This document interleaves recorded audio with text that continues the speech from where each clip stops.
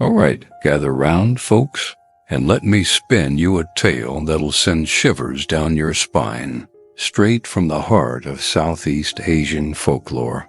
It's about a creature that is so unsettling, and it's famous across the whole region. This isn't just any ghost story.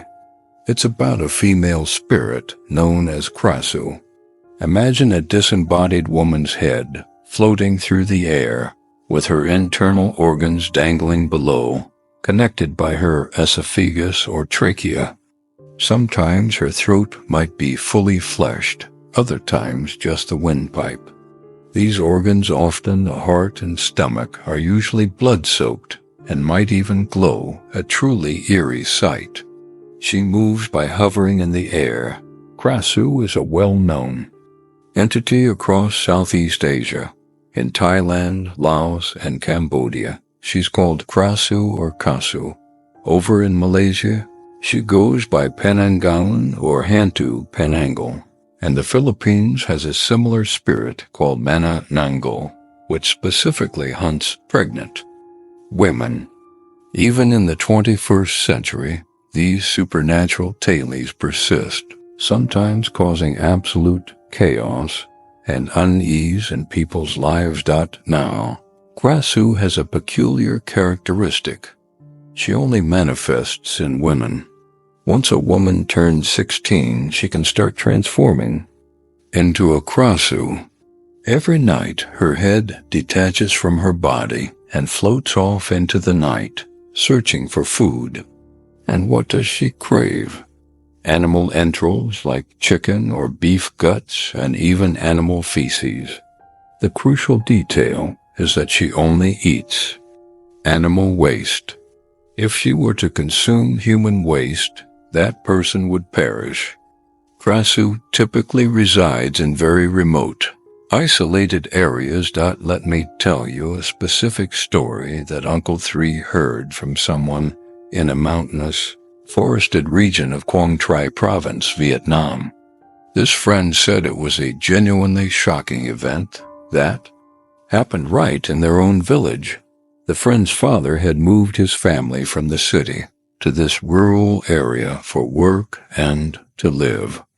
As you can imagine, getting to know the neighbors was a must. One day, the father went to visit the oldest man in the village to introduce himself, and he noticed something extraordinary.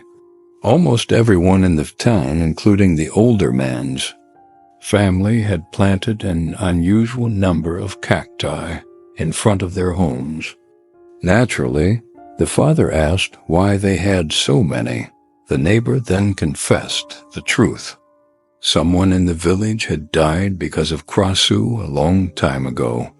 That's why they planted cacti, to keep Krasue away and protect their families. The father, intrigued, pressed for more details. He learned about a young man from the village who had reached the age for marriage but refused to take a wife. His parents and relatives insisted he marry, following a long-standing custom of their tribe, where children had to accept whoever their parents chose. This tribe, the Van Kiyu, also known as the Bru people, had a rich history. Historically, the Bru were a highly developed agricultural society in Laos. However, due to wars over thousands of years, they migrated and dispersed to other countries. In Vietnam, some Bru tribes live in the Van Kieu mountainous region, which is how they got their name. Today, there are about 75,000 Bru people in Vietnam, 25,000 in Thailand, and 69,000 in Laos. It's said that Krasue often appears among these minority tribes, partly because they prefer to live in less populated areas. Back to our young man. On his wedding day, he didn't show up. Instead, he brought home another girl and declared he was breaking off the arranged marriage. For the Bru people, this was a grave offense. It brought immense shame to their tribe. So despite the new girl's beauty, the family refused to accept her. But there was something else odd about her from that first meeting. She seemed lifeless, with an unnaturally pale face, and was almost entirely silent. The young man's family, which included his parents and a younger brother, vehemently rejected her and demanded she leave. Nothing more seemed to happen until about a month later, when a shocking piece of news spread. Within that single month, all 3 members of the young man's family, his father, mother, and brother, died. If they passed on the same day or over the course of the month, but either way, it was horrifying. All 3 had suffered from severe stomach pains and bloody diarrhea before they died. The villagers, however, simply believed it was an illness, a plague of sorts, and didn't suspect anything supernatural. Sometime later, when things had quieted down, the Brew people held a feast. Brew feasts involved gathering around a bonfire, dancing, drinking, and eating together, much like you might see other ethnic groups on TV. But the mysterious girl was nowhere to be seen. She rarely appeared in large gatherings, and when she did, she always wore a scarf around her neck. You're probably already guessing why, but it's simple. Krasue can detach her head and bring her organs with her. Over time, this constant detachment leaves a noticeable red scar or mark around the neck. They have to wear a scarf to hide this scar, to prevent anyone from realizing they are a Krasue.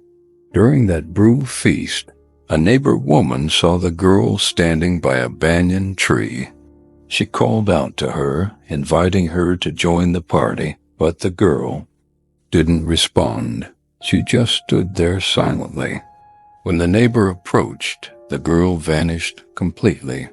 Curious, the neighbor tried to follow her, but saw nothing, only managing to tell her husband, a fellow villager, what she'd witnessed. The very next day, that neighbor woman also died, suffering the same excruciating stomach pains and bloody diarrhea.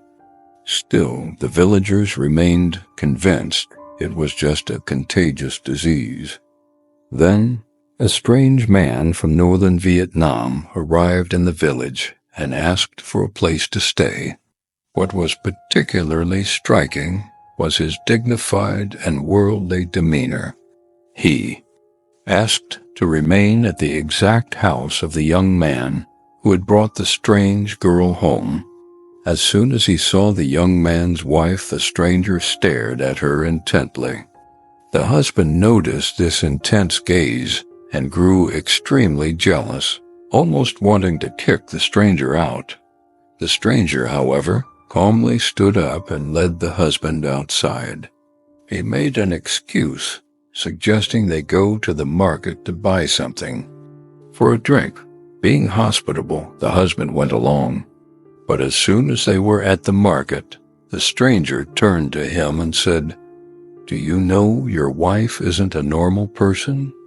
The husband, still suspicious and thinking the stranger had ill intentions towards his wife, thought he was trying to badmouth her and break them apart. He became furious and threatened to send the stranger away. "If you don't believe me," the stranger calmly replied, "tonight pretend to be asleep. Then you'll see your wife's head detach, her organs flying out and her going out at night to eat feces." The husband was even more incredulous. This was his wife. Such a thing was impossible. Too absurd. But the man from the north added one more thing that made the husband's blood run cold. Something that just might make him believe.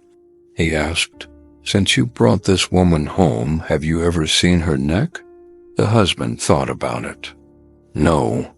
He realized she always wears a scarf around her neck. At that moment, a sliver of trust began to form in the husband's mind. That night, the husband decided to try it. He pretended to be asleep, and in the middle of the night he saw it with his own eyes, his wife's head detaching and flying out of the house. He was terrified, completely horrified, but despite his overwhelming dread, he followed the stranger's instructions. He flipped her headless body over. Then he locked the door. When the head returned, it couldn't reattach to the body. It cried and pleaded with the husband. The husband was overcome with grief. He loved his wife, and she was the only family he had left after losing everyone else. His heart broke, and he gave in. He opened the door and let the head return to the body. The next morning, when villagers came to the young man's house, they found only the dead body of the strange man from the north. This story, according to the friend, became very famous in the Quảng Trị region and is still told today. Why? Because at the end of the tale, the husband and wife were still alive. They moved to an even more secluded area to live, and it seems no one dares to disturb them. As for the people who remained in the surrounding areas, they continued planting cacti to ward off Krasue. According to many legends, Krasue isn't actually that harmful. They only appear at night to feed on animal entrails. However, in many countries where Krasue legends exist, like Thailand, people often kill them because they don't understand them. It's like with any creature. There are those that are malicious and those that are harmless. The friend said that according to the story, Krasue still exists, but they live hidden among humans. There's also another legend, an origin story for the Krasue. Uncle 3 heard this one from people in Thailand. Thousands of years ago in Thailand, a sorcerer fell deeply in love with a beautiful local girl from an ethnic tribe.